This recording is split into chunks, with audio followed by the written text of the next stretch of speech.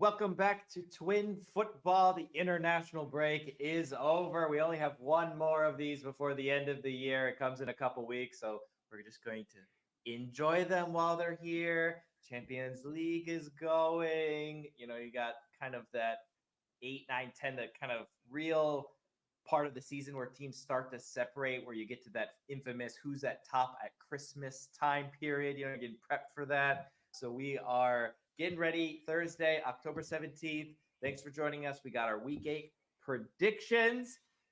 Mauricio Pochettino's first 2 games as the U.S. manager. Some good, some bad a little bit. What are your thoughts on that, Jacob? Yeah, I mean, we got the win against Panama, which was good. I think that was the more important game, even though it seemed like the Mexico game should have been more important. Pochettino didn't seem to think so. He sent a lot of players home.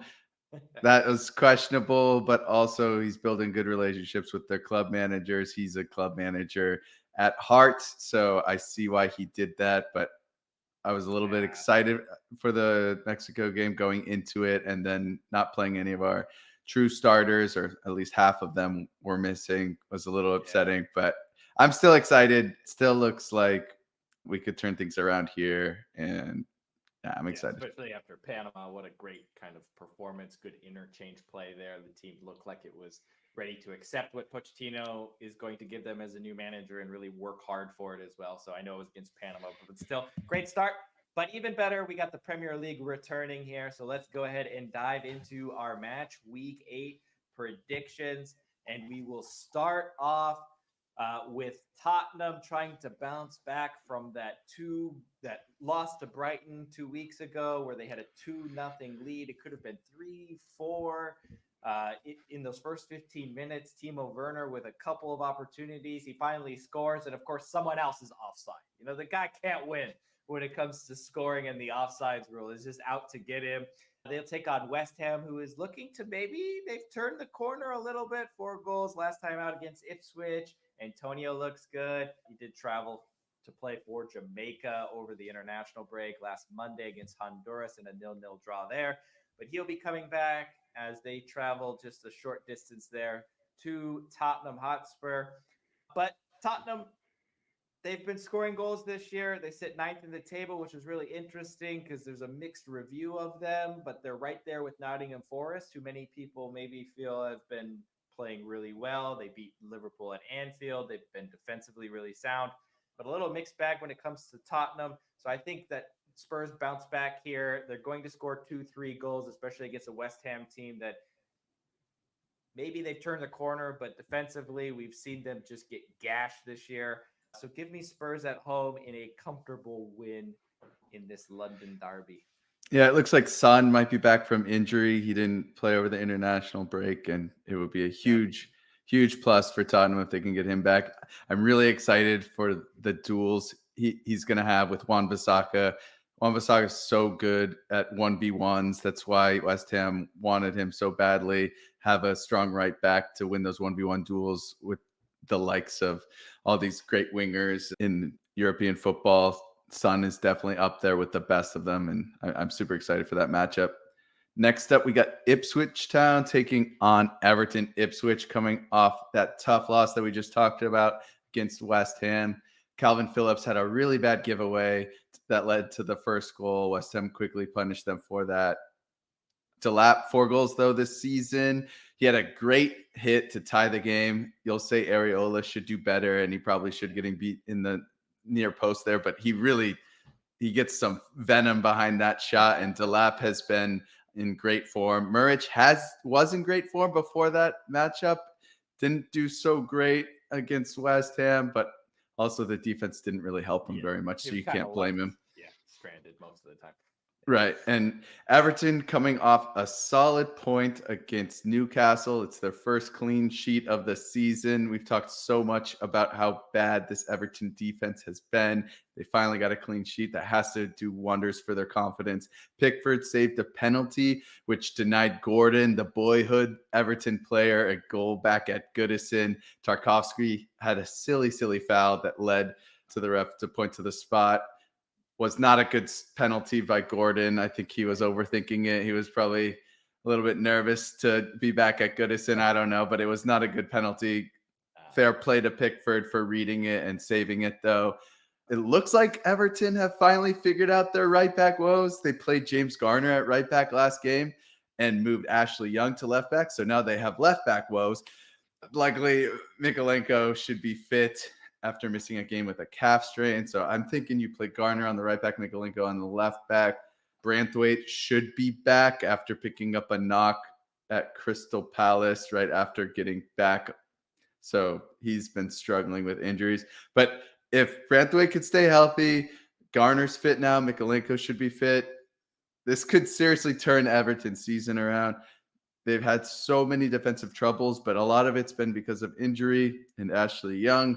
I really think Everton will start to turn a corner here, and I think they get a big, convincing win against Ipswich Town this weekend. Yeah, I mean, 15 goals against for Everton so far this season is definitely something that they're going to want to turn around. But, you know, hopefully with more, if Branthwaite can come back, that defense is just a whole different animal. And so hopefully that will stay true for them. Manchester United looking to figure out who to play at defense with Maguire getting injured, playing against Villa 2 weeks ago in a pretty decent performance. I have to say it, him and Evans, when I saw that lineup, that they were going to be playing them two against Villa, a team that just beat Bayern Munich at home. And now they have, you know, they're going to shred these guys. A 0-0 draw there for United, a great performance for them. But definitely Villa was feeling the midweek European nights. So that would probably be the best time to ever play Villa, and United couldn't capitalize. But defensively, they looked okay. But Maguire will be out. Mainu gets pulled out of international duty.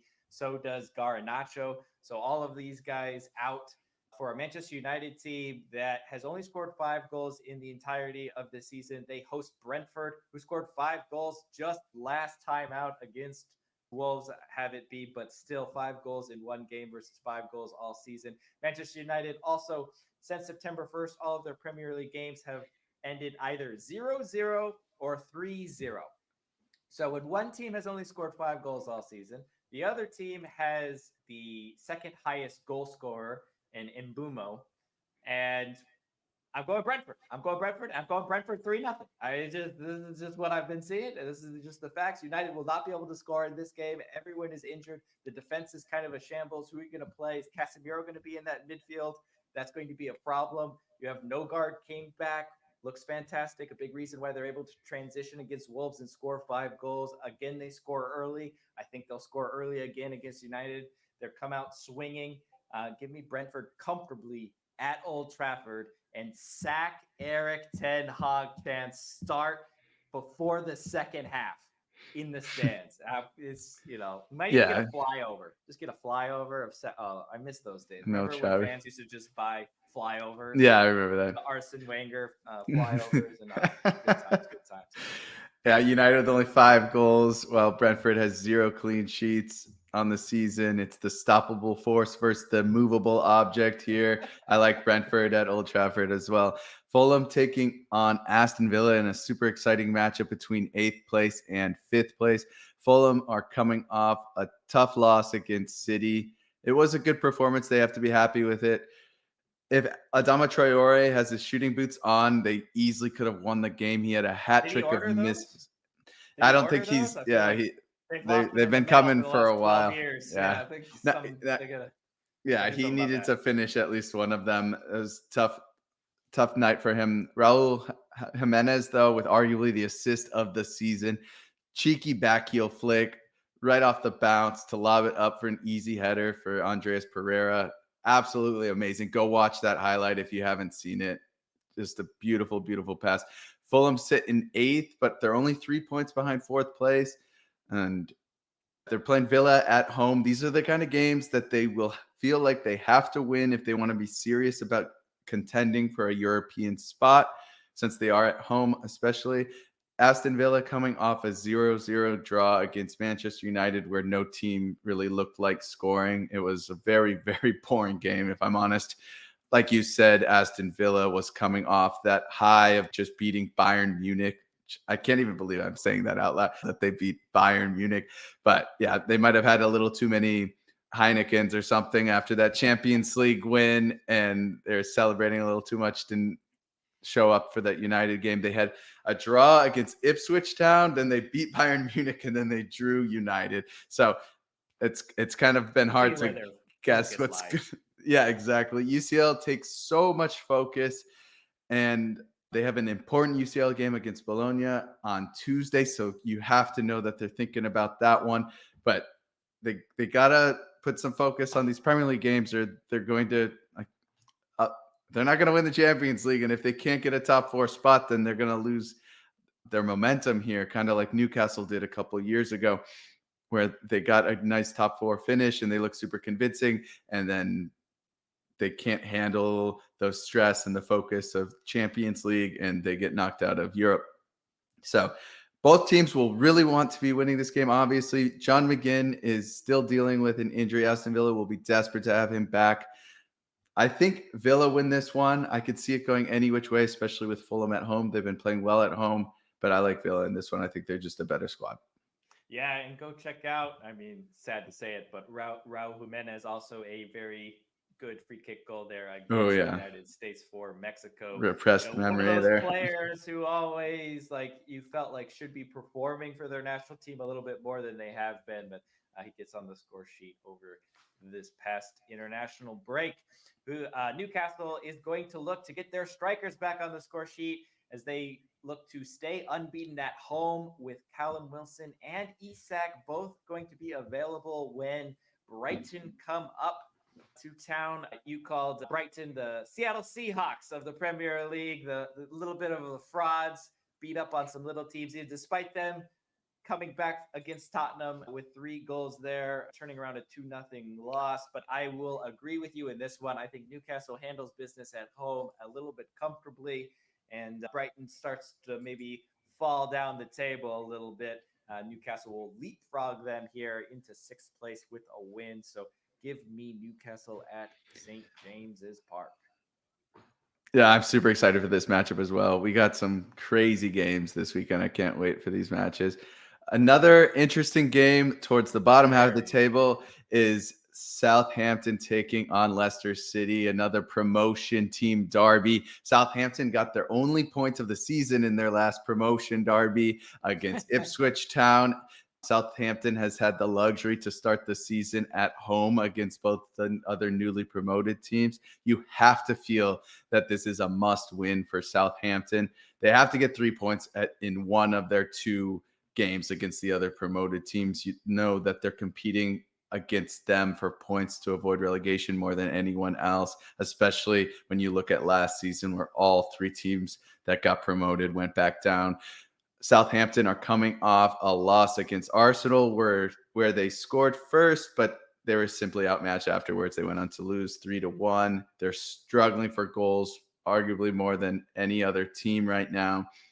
Leicester City, though, are not struggling for goals. They've scored in every game this season in the Premier League. They're coming off their first win of the season, a 1-0 upset win against Bournemouth at the King Power. Great solo goal from Buenanote, the Brighton loanee, probably should have been awarded a penalty kick for a handball soon after that. I am not sure how VAR has not intervened there. The Bournemouth defender has his arm fully extended and it hits him. Like, I don't know what VAR is doing this year. They've gotten so many things wrong. They just side with the ref anytime they're unsure and don't want to rock the boat. It's, in my opinion, it's much worse than it was last year. I think Leicester's use it. They're not using it. It's there to get decisions that were incorrect corrected. It's not there to secondhand ref it. It's just there to correct mistakes, and they just aren't using it for that purpose. They're relying too much on the center ref to reassess his own work, which just doesn't make it. It's just a terrible way of using it. Howard Webb needs to just bring everybody in. I don't know if they need to, I hate to say it, but I don't know if they need to look at the NFL. I know it's a little slower, obviously, when they do replays in the NFL. Look at the MLS. Every single other time. Leagues do it so much better, yeah. And every other league does it better as well. It's been a disgrace. I don't understand. Absolute disgrace. Yeah. Yeah, Leicester City definitely should have got that penalty kick, but they were lucky also to not get scored on from Bournemouth. They defended well, but the 3 points flattered them a little bit. I do think Leicester City have been the most exciting to watch and the most promising promoted team. I really think they're the only team out of the promoted teams that has a chance of staying up. I've got them winning this game. I know St. Mary's is going to be super loud. I could see Southampton pulling off a draw here, but I like Leicester. I think, again, they're just the better team. Yeah, you say upset win for Leicester last time out against Bournemouth. And, I have some strong opinions about Evanilson starting up top for them. I know he's trying to get integrated after his big money move over from Portugal into the Premier League, but I don't see him getting going in this system that loves to throw, Semenyo down the wing and Otara down the wing and, really go in kind of almost like counter-attacking style with just fast wing play. I don't think he fits that kind of system very well. And so despite Arsenal having a decent amount of knocks coming out of international break, Odegaard will still be out. Saka and Martinelli got pulled out. Partey and Havertz got pulled out. Maybe Kai Havertz and the Partey ones, maybe more so for just concern and just trying to be careful with them. So I expect them two to go, but we'll see about Saka and we'll see about Martinelli. I still think Arsenal's defense will be fine even with Timber out. I think Bournemouth will not get anything out of this. So it's just whether or not without Saka, without Martinelli, without Odegaard, can that attack get on the board for Arsenal? And I think eventually they will wear them down and get a 1-0 win away from home. But I do like the Gooners here to stay in the title race with 3 points. Yeah, I have a soft spot for Bournemouth, but I think it's nothing but Arsenal here. I will be excited to watch Semenyo as I am every weekend. So, but yeah, it's got to be Arsenal. Next up, we got Wolves taking on Manchester City at Molineux. Wolves looking to repeat their performance there last season where they won 2-1. Kind of similar circumstances with Rodri being out for the game. He was serving a suspension last year. Obviously, now he's dealing with that said knee injury. Another difference, though, with this game is Neto will not play this year as he has signed for Chelsea. He was so important for them last year during this matchup and just during that brilliant start to the season he had and really the whole season. They're really missing him right now. Defensively, though, probably more so. They need to figure it out than offensively with Neto. They're coming off that 5-3 thriller against Brentford. Some dreadful defending. It honestly could have been worse than 5. They've got the most goals against in the Premier League. It'll be interesting to see if Jose Sa gets the start over Johnston after letting in 5. Be kind of a punishment for Jose Sa to get the start and let Johnston off the hook to start against Manchester City. But both those goalkeepers for me are pretty equal in ability. And I could see him starting either one here. Manchester City coming off that win against Fulham in a game with lots of goals as well, 3-2. They just squeaked by. It looked like Fulham might get a draw towards the end there, but City held on. Another game where City conceded the first goal. They really need to get that under control. 3 out of their 7 games in the Premier League this season, they have conceded the first goal. They just have that 93-20 Aguero blood where they just love to play from behind. They've only dropped points, though, in games that they've scored the first goal, so it's kind of a weird dynamic there. Again, they just love playing from behind. Kovacic did super well to try to settle worries about that Rodri hole. He got a brace and did very, very well against Fulham.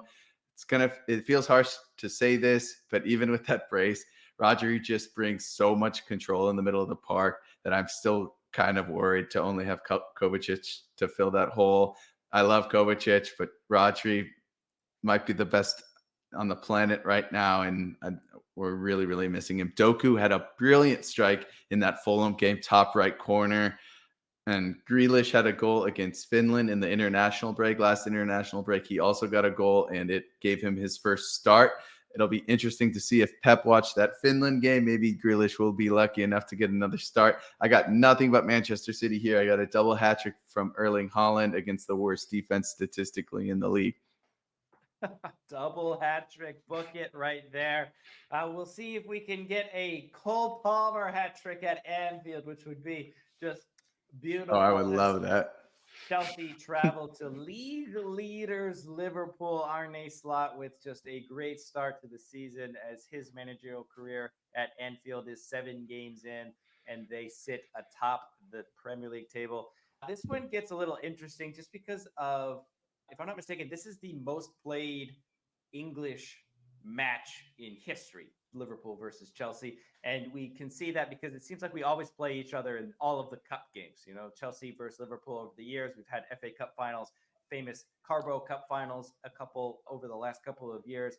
Here we meet again in the Premier League. And over the last couple of years, Liverpool has been Chelsea's kind of bogey team. We've gone 200, 300 minutes without being able to score against them. But in turn, they haven't really scored that many against Chelsea either. At Anfield, where Virgil van Dijk hasn't really lost. They lost to Nottingham Forest, and that was the first time I think in like 50, 60 odd games for Virgil van Dijk. Only 2 goals against for Liverpool this season, but they come against Nottingham Forest and against Wolves. So they haven't really played anybody up to this point in the Premier League anyway. But on Chelsea's side of things, you have Cucurella, who will be suspended for this game. You have Wesley Fofana, who will be suspended for this game due to yellow card accumulation. Obviously, Reece James has returned to training, but he's not going to be involved in this one. So Enzo Maresca has a decision to make on what he's going to do with the left side of this defense and who's going to go up against Mohamed Salah. You have Gusto, who will be most likely playing on the right-hand side. You could bring in Vega, who's been good in the Conference League so far, but he's just young, not Premier League experienced yet. And to throw him in against Salah, I don't know that he will do that unless it's absolutely necessary. So I actually think that, Tossin will come in for Fofana. I think Desassi could come in as well. We'll see what they do with Colwell. I think Desassi will come in there instead of Vega, but we'll see what Enzo Maresca does. And in the midfield, you have Caicedo. We'll see if Enzo Fernandez can play, with that long South American travel as well. We've seen sometimes he's been kind of held back a little bit in that first game back for Chelsea. So we'll see if he goes or if Lavia goes as well to kind of help solidify that midfield to help battle against McAllister and Gravenberch and, that great Liverpool midfield. And then obviously up top, you're going to have Palmer. We'll see what he can do against this Liverpool defense that has only allowed 2 goals all season.